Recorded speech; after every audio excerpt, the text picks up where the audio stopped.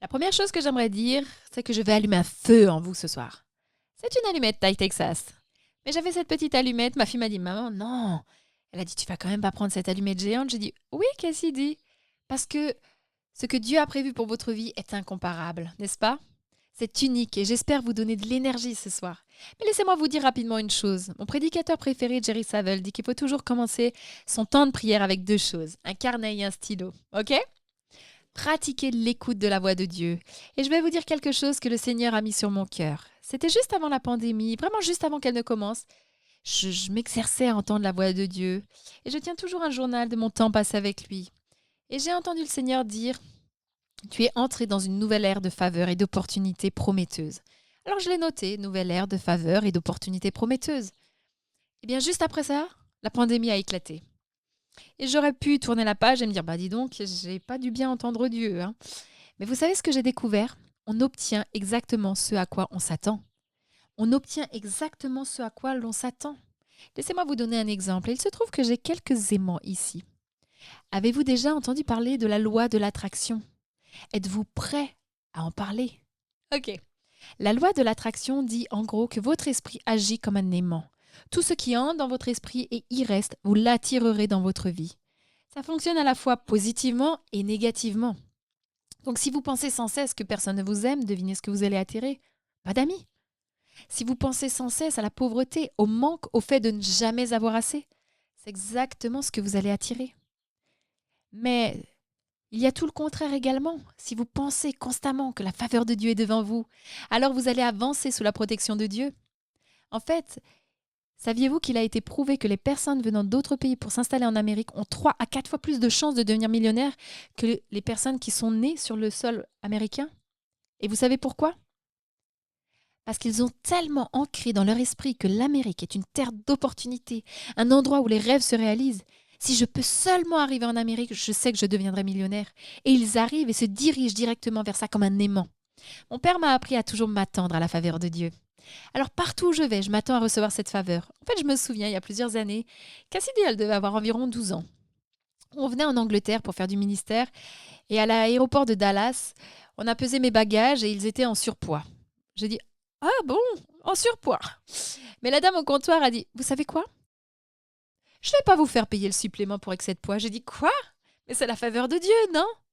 Ensuite, j'ai pris l'avion pour Londres et nous nous sommes enregistrés. Et autrefois, je descendais sur l'hôtel Cumberland sur Oxford Street. Et au moment de l'enregistrement, le gars m'a dit avec son accent amusant, eh bien, aujourd'hui, c'est votre jour de chance. J'ai dit, bah, qu'est-ce qui se passe? Et il a dit, je vais vous faire une promotion sur la facture. J'ai dit, quoi? Et c'était vraiment la faveur divine, non? Ensuite, Cassidy et moi, on a une journée entière pour nous amuser, visiter Londres. Et je dis, eh bien, on va prendre le bus à étage et on va aller partout. Et on s'approche de cet homme qui vend les billets et je lui dis, j'ai besoin de 2 billets. Un enfant et un adulte pour le bus. Et il me dit, vous savez quoi? Je vais vous facturer que 2 billets au tarif enfant. Et je ne sais pas si c'était ma voix, mais quand vous commencez à espérer la faveur de Dieu, vous l'attirez comme un aimant. Vous comprenez? Et j'aimerais partager avec vous 4 choses que le Seigneur a mises sur mon cœur. Ni 34, ni 17. 4 choses que Dieu a mises sur mon cœur pendant la pandémie. Ça a complètement transformé notre ministère. Nous avons commencé à battre des records dans tous les domaines. En 2020, ce fut une année extraordinaire pour le ministère. L'année 2021 a dépassé ça. Cette année l'a largement surpassé et c'est la faveur de Dieu, n'est-ce pas? Ok, tout d'abord, laissez-moi vous expliquer ce qu'est la faveur de Dieu et ce qu'elle peut faire. Elle accorde des avantages que les autres n'ont pas. Ça ouvre des portes que vous ne pourriez jamais ouvrir seul. Cela vous fait démarquer des autres, vous inspire des idées divines qui génèrent une grande richesse. La faveur de Dieu restaure tout ce qui a été volé. Et je pourrais continuer ainsi, mais ce ne sont que des exemples. Alors êtes-vous prêts à découvrir les 4 points? Ok. Le numéro 1, c'est que vous devez savoir où vous voulez aller. Savoir où vous voulez aller. Eh bien, cela parle de vision. Maintenant, la plupart d'entre vous m'ont déjà entendu utiliser cette illustration, mais je vais la refaire parce qu'elle m'aide à me représenter la situation. Imaginez, ça peut être difficile pour vous tous, mais imaginez qu'il pleut des cordes. Alors, ce qui est drôle, c'est que chaque fois que je viens ici en Angleterre, il fait toujours beau, à chaque fois. Je pense que toute cette histoire de brouillard londonien, c'est qu'une rumeur parce qu'il fait toujours beau. Imaginez qu'il se mette à pleuvoir des cordes dès que le culte est terminé. Vous montez dans la voiture qui démarre sans problème, les phares fonctionnent, la clim aussi, la radio, tout semble en ordre. Mais il pleut des cordes et il vous manque une chose, l'essuie-glace. Combien d'entre vous savent qu'ils n'iront nulle part? Tant que la vision est brouillée, vous resterez là où vous êtes. Et c'est pareil dans la vie, si vous ne savez pas où vous allez, que vous ne voyez rien, vous resterez immobile. Il faut que vous sachiez où vous vous dirigez. Vous ne partirez jamais d'où vous êtes tant que vous ne verrez pas où vous allez, où vous préféreriez être. Certains m'ont déjà entendu dire comment j'ai commencé à m'autoriser à rêver. Je ne vais pas raconter beaucoup, mais vous savez que je vous ai déjà raconté, je suis allée à la librairie, j'ai posé devant des étagères comme si j'étais auteur à succès. J'avais même jamais écrit de livre, j'ai mis des photos de conférences où je voulais intervenir, j'ai mis une photo de Paris en disant j'écris mon prochain livre dans un appartement à Paris. Quand j'ai écrit ce rêve, je n'avais même pas d'argent pour payer mon billet d'avion. Mais je me contentais d'imaginer que je voulais aller. Vous voyez, on a mis une photo d'un terrain au bord du lac que Rodney et moi espérons recevoir de Dieu. Et j'ai dit, nous sommes propriétaires de cette terre sans dette. On ne pouvait pas se permettre d'acheter un terrain, mais j'ai quand même imaginé cette vision. J'ai mis une photo de l'une des plus grandes conférences d'Amérique en disant, je suis conférencière principale de cet événement. Ces personnes ne me connaissaient même pas. Je ne les connais pas, mais je m'autorisais simplement à rêver. Et il y a un principe dans la parole de Dieu qui dit « on devient ce que l'on contemple ». Tout ce que vous gardez devant les yeux finira par se manifester dans votre vie. Et me voici en train de parler à cette même conférence. Nous voilà assis sur un balcon à Paris et je suis en train d'écrire mon livre. Rodney et moi sommes debout sur notre terrain, propriétaires sans dette. Je veux dire, je pourrais continuer encore et encore, mais voici ce que j'aimerais que vous sachiez. Les gens se moqueront de vos rêves. Vous ne pouvez pas partager de grands rêves avec des esprits étroits. Les personnes fermées d'esprit ont une manière de vous faire perdre toute confiance. Vous devez être très sélectif quant à ceux à qui vous permettez de voir votre rêve. Je me souviens d'une fois où j'ai fabriqué une fausse photo de moi avec John Maxwell, complètement truquée. Et j'ai dit, je prends la parole lors d'événements avec John Maxwell. Et les gens rigolaient parce que je ne parlais pas avec des personnes de son niveau. Vous savez ce que j'ai fait d'autre? Je suis allée sur Internet, j'ai cherché sur Google la plus grande église d'Amérique, c'était Lakewood Church, Joel Osteen. J'ai mis une photo du panneau de Joel Osteen sur mon tableau de vision. Et une fois à Lakewood, je me suis tenue près du podium de Joel faisant semblant de me préparer à parler. J'ai mis ça sur mon tableau de vision et dans mon petit carnet. Et qu'est-ce que je vous ai dit tout à l'heure? On devient ce que l'on contemple. Tout ce que vous gardez devant vos yeux finit par se manifester dans votre vie. Pensez-vous que c'est une simple coïncidence?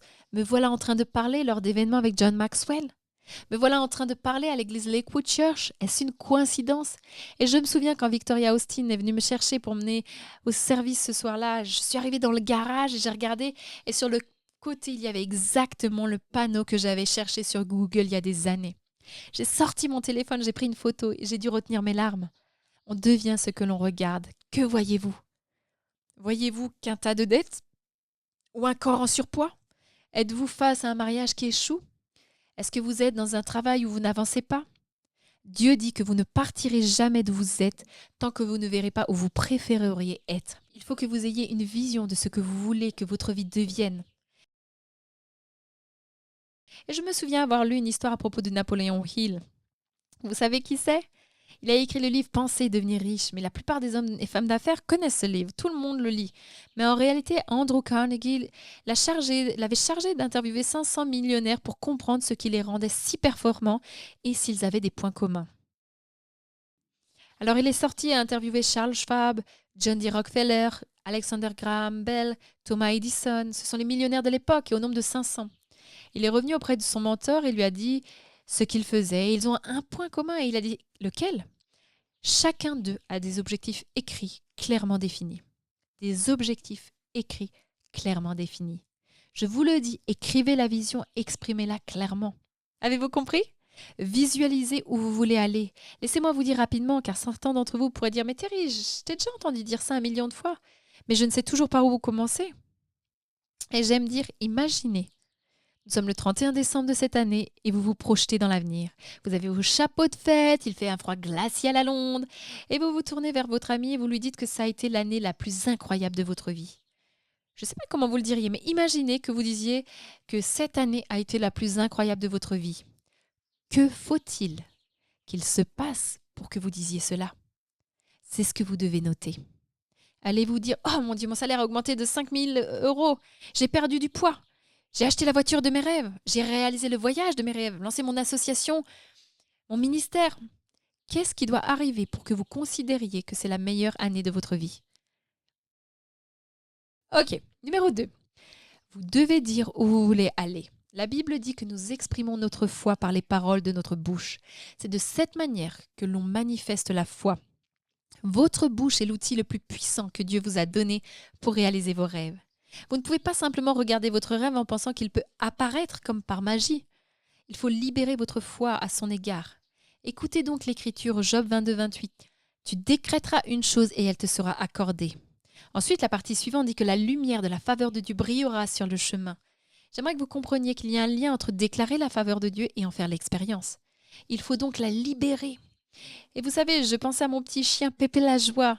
C'est le chien le plus mignon du monde, n'est-ce pas? Pépé la Joie n'est plus là, il est décédé, mais c'était un petit chien adorable. Et je lui apprenais le français. Alors, je suis le français qui lui a appris le français. Et je l'appelais Pépé. Et il était vraiment unique. Rodney disait qu'il n'était pas très futé. Mais Dieu bénisse mon petit chien. C'était pas le chien le plus intelligent du monde, mais c'était le plus mignon. Et Pépé la Joie restait là, à regarder dans le vide, sans bouger, tant qu'on l'appelait pas. Et je lui apprenais le français et je lui disais « Au pied, Pépé la Joie !» Et ça veut dire « Viens ici, au pied, Pépé la Joie !» Et il venait en courant vers moi. Et Rodney disait « Viens ici, Pépé la Joie !» Et Pépé le regardait, droit dans les yeux. Et il venait vers moi. Et Rodney se fâchait tellement et il disait « Oh, peu importe, quelle andouille !»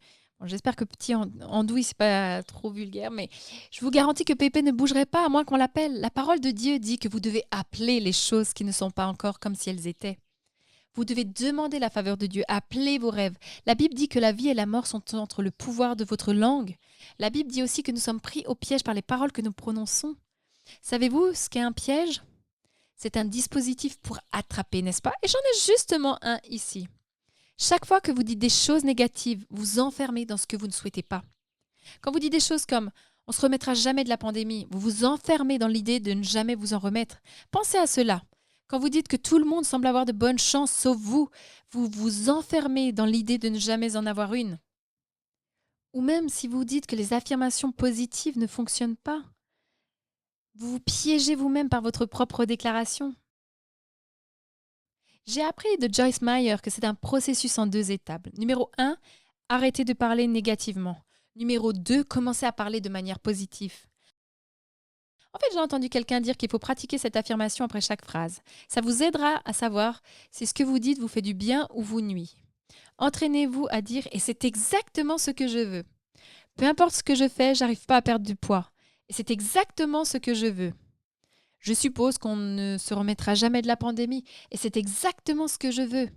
Si ce n'est pas comme vous le souhaitez, alors ne le dites pas, compris? Ok. Pendant la pandémie, j'ai dit à mon équipe, le Seigneur m'a dit que nous n'allions pas réduire nos rêves, mais agrandir notre foi. Alors numéro 1, nous allons déterminer où nous voulons aller. Nous avons une vision écrite. Numéro 2, nous allons l'exprimer où nous voulons aller. J'ai préparé une liste de déclarations positives et écoutez ça. J'aime celle-là. Mon esprit attire des idées inspirées par Dieu qui génèrent une grande richesse. Ça vous plaît? Je suis libre des dettes. Je suis promue. Je suis très favorisée. Je bénéficie d'une santé divine dans mon corps. Je suis disciplinée, douée, remplie de paix. Encore et encore. Imaginez dire cela. Ensuite, j'ai reçu les bienfaits de la faveur de Dieu de la part de mon père Jerry Savelle. Écoutez ceci. Nous proclamons cela chaque semaine en tant qu'équipe. La faveur de Dieu apporte une augmentation et une promotion surnaturelle dans ma vie. Qu'est-ce que cela signifie? Pendant que les autres paniquent, vous prospérez. Pendant que d'autres perdent leurs emplois, vous êtes promus. La faveur de Dieu restaure tout ce que l'ennemi a volé. Tout signifie vraiment tout. Votre énergie, votre travail, votre santé, votre mariage, vos finances. Écoutez ceci. La faveur de Dieu augmente mes biens dans le secteur de l'immobilier. Croyez-vous pour des bâtiments, des propriétés, des églises, des maisons? Commencez à proclamer la faveur de Dieu. La faveur de Dieu engendre de grandes victoires au cœur de grandes impossibilités. Et j'aime celle-ci, la faveur de Dieu apporte la reconnaissance même lorsque je parais le moins enclin à la recevoir. Savez-vous, les gens m'ont même demandé « Terry, comment tu as eu cette opportunité ?» Parce que je ne suis pas la prédicatrice la plus bruyante, la plus passionnée. Je bouge à peine, voyez-vous. Je veux dire, je prêche avec des personnes comme Paula White, Lisa Beaver, Real Talk Kim, qui crient, hurlent, tandis que moi, je sors simplement un accessoire. Et vous savez quoi? La faveur de Dieu amène la reconnaissance. Et je vous le dis, si vous voulez savoir où votre vie va, faites attention aux mots qui sortent de votre bouche. OK? Et j'aimerais vous lancer un défi. Soyez très conscient de ce que vous dites. Joel Osteen le dit ainsi, si vous changez ce que vous dites, vous changez ce que vous voyez. OK? Est-ce que cela vous aide? Le numéro 3, c'est de marcher vers l'endroit où vous voulez aller. Marcher vers l'endroit où vous voulez aller. Qu'est-ce que cela signifie? Cela signifie qu'il faut agir. La Bible dit que la foi sans action est morte. C'est inutile. Et j'aimerais que vous sachiez que nous ne nous contentons pas de rêver et de parler de nos rêves. Passez à l'action. En fait, je me souviens qu'au cours de la pandémie, j'ai filmé 153 vidéos. Wouh! 153! Et c'est pour ça que ma voix est si douce. Mais sérieusement, nous agissions cherchant toutes les occasions de venir en aide aux gens. J'ai écrit 2 livres, enregistré un cours complet en ligne. En fait, nous passions à l'action, nous ne restions pas là à espérer simplement que la faveur de Dieu nous tombe dessus, que quelque chose se produise. Nous avons pris des mesures. Et quand vous agissez, vous connaissez ces portes, je crois, dans les supermarchés, et vous avancez un peu, rien ne se passe, et vous faites un pas de plus, toujours rien, et tout d'un coup, les portes s'ouvrent. C'est ce qui se passe quand on commence à passer à l'action. Tout à coup, Dieu commence à ouvrir des portes auxquelles on n'aurait jamais pensé. Alors vous savez, j'ai entendu cette histoire, une histoire qu'on m'a envoyée à propos d'une mère célibataire qui assistait à un culte comme celui-ci, et le Seigneur lui a inspiré de promettre 1 000 $ et de les envoyer dans les 30 jours, comme offrande. Une mère célibataire, et elle était assise là, et elle lui a dit, mais Seigneur, tu sais, j'ai pas cet argent. Tu sais tout ce que je traverse, et comment je vais trouver 1 000 $. Et le Seigneur lui a dit, fais-moi confiance. Et elle a dit, ok, je te fais confiance. D'une manière ou d'une autre, tu vas m'accorder la faveur, me donner une idée, et je vais obéir. Et elle l'a noté. Je promets de donner 1 000 $ dans les 30 jours. Et tout d'un coup, le Seigneur lui a rappelé ce cadeau de Noël, quand elle n'avait pas beaucoup d'argent, elle avait fabriqué des petits nœuds. Et elle mettait des petits motifs dessus pour les rendre vraiment mignons. Et sa famille les avait trouvés magnifiques. Et Dieu lui a rappelé cela. Et elle s'est dit, je pourrais peut-être en fabriquer de ces petites barrettes. Peut-être que je pourrais les vendre. Et elle s'est dit, mais en plus, j'ai une copine qui a une boutique. Je pourrais lui demander si elle accepte que je fasse une vente éphémère pour un week-end. Elle a appelé son amie, elle a dit « bien sûr, tu peux venir n'importe quel week-end ». Et elle a réalisé 20, 30 modèles et elle a installé un petit stand, vente éphémère, un samedi. Puis elle était là, les gens passaient, une dame prenait l'accessoire et l'achetait, une autre dame venait. Et tout d'un coup, une femme passe devant le stand et elle prend une des barrettes et elle l'examine attentivement, le repose, prend une autre. Et elle regarde vraiment chaque petit détail. Et la femme se dit, c'est vraiment étrange ce qu'elle fait. Puis cette dame regarde très attentivement et tout à coup, elle lui dit, est-ce que c'est vous qui avez fait ça? Elle dit, oui, je les ai tous fabriqués. Et elle a dit, ok, j'en prends 50 000. 50 000! Elle était acheteuse pour le grand magasin Nordstorm. Et elle a dit oui. Et elle a raconté en un instant que Dieu l'avait menée d'une simple idée à une profession qui a changé sa vie. Pensez à cela. J'ai entendu quelqu'un dire que ce qui distingue les gagnants des perdants, c'est que les gagnants agissent. Ils se lèvent et foncent. Quand vous pensez à la Bible, vous vous rappelez les histoires, Jésus prêche dans une maison et 4 hommes amènent leur ami malade pour le rencontrer. Quand ils sont arrivés, c'est tellement bondé, il n'y a pas de place pour passer. Et la plupart des gens auraient dit « Oh mince, ça doit être un signe, c'est trop plein, on ne peut pas rentrer. » Je suppose que nous n'avons pas eu de nouvelles de Dieu. Et ils seraient partis comme ça. Non, ils étaient tellement désespérés pour leur ami de réussir, de réaliser leur rêve qu'ils ont grimpé sur le toit, ont enlevé les bardeaux, ont descendu leur ami devant Jésus. La Bible raconte que quand Jésus a vu leur foi, il a dit « Tes péchés te sont pardonnés » et a guéri l'homme. Ma question est la suivante. Comment peut-on voir votre foi? Parce que la foi est invisible. Jésus a vu leur action. Il a vu les personnes qu'elles étaient prêtes à tout pour voir un rêve devenir réalité.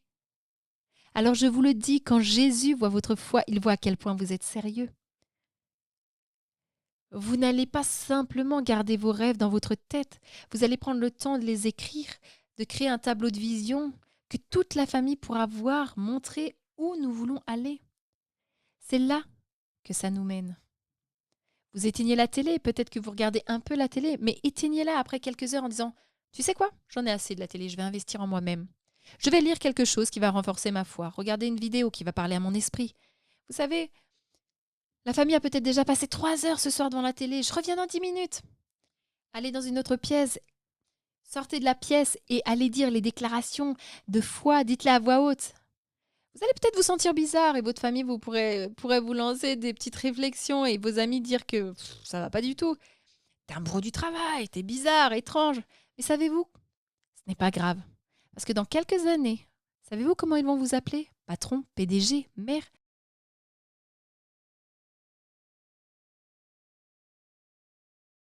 Ils vont vous appeler quelqu'un qui réussit, qui est riche, un entrepreneur. Continuez sans vous arrêter. Vous continuez à agir. Quand Jésus vous voit agir, préparez-vous. Votre vie est sur le point de changer complètement. Le dernier point, numéro 4, c'est que vous devez semer là où vous voulez aller. Semez là où vous voulez aller. Vous savez, quand la pandémie a éclaté et que beaucoup de conférences ont été annulées, on avait vraiment l'impression que tous nos rêves étaient impossibles. Et même pour mon équipe et moi, c'était comme si, oh, mais tout ce qu'on a prévu ne va pas se réaliser. Eh bien, c'est à ce moment-là que Dieu m'a conduit à Genèse 26. Et je suis sûre que la plupart d'entre vous savent, Genèse 26, verset 1 dit qu'il y avait une grande famine dans le pays. Ce que nous pouvons tous comprendre, mais le verset 12 précise qu'il y avait une famine dans le pays. Pourtant, Isaac a semé des graines pendant cette famine, et la même année, il a récolté 100 fois plus qu'il n'avait planté. Une traduction dit « Le Seigneur le bénit et lui fit grâce ». Et grâce, souvenez-vous, le Seigneur a dit que vous entrez dans une nouvelle ère de grâce. Alors j'ai dit à mon équipe, c'est la clé de notre percée. Isaac a semé pendant la famine, le Seigneur l'a béni et lui a fait grâce. Nous allons semer des graines. J'ai dit à mon équipe, vous savez, le Seigneur m'a dit un jour, rends la semence mémorable.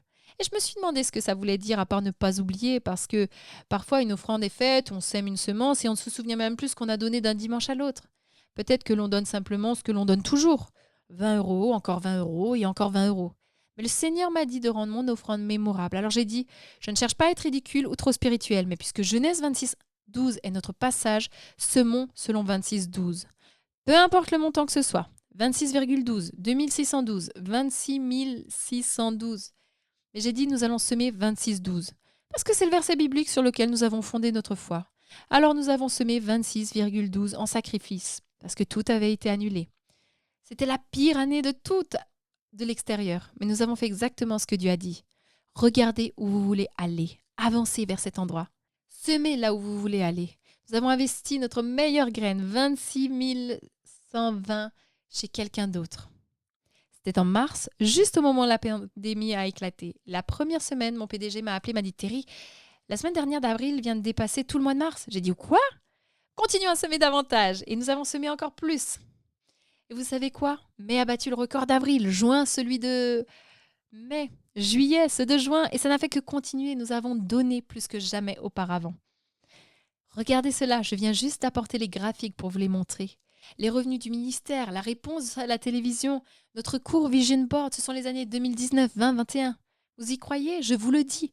Pendant la pandémie, alors que tout le monde criait que c'était la pire année de la vie, de leur vie, on se disait que c'était les meilleures années de notre vie parce que, n'oubliez pas, nous obtenons exactement ce à quoi nous nous attendons.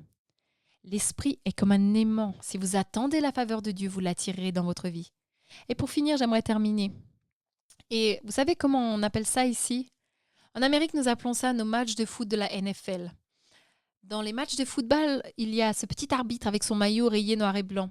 Et il a souvent un sifflet autour du cou, de taille impressionnante. Combien d'entre vous ont déjà vu que parfois l'arbitre est un petit gars, mince, pas lourd, mais soudain il siffle. Et le joueur de football immense se met au garde à vous. Et vous vous demandez, mais quel pouvoir ce petit arbitre peut avoir sur ce grand gars? Eh bien, le grand joueur de foot, c'est qu'au moment où l'arbitre siffle, il ne joue pas de sa propre force ou de son autorité. Il a toute la ligue de football derrière lui, n'est-ce pas? Savez-vous ce que c'est exactement ce qui se passe dans le royaume spirituel? Dès que vous dites « Seigneur, je ne peux pas y arriver seul, je fais appel à la faveur de Dieu, n'est-ce pas ?» Je vous le dis, c'est comme si vous donniez le signal que tout le ciel était derrière vous. Dieu vous soutient et vous dit « Vous n'êtes pas seul. Ma faveur va t'accompagner et te soutenir. Ma faveur va te faire briller. » Et c'est ce qui arrive dans le domaine spirituel quand vous faites appel à la faveur de Dieu.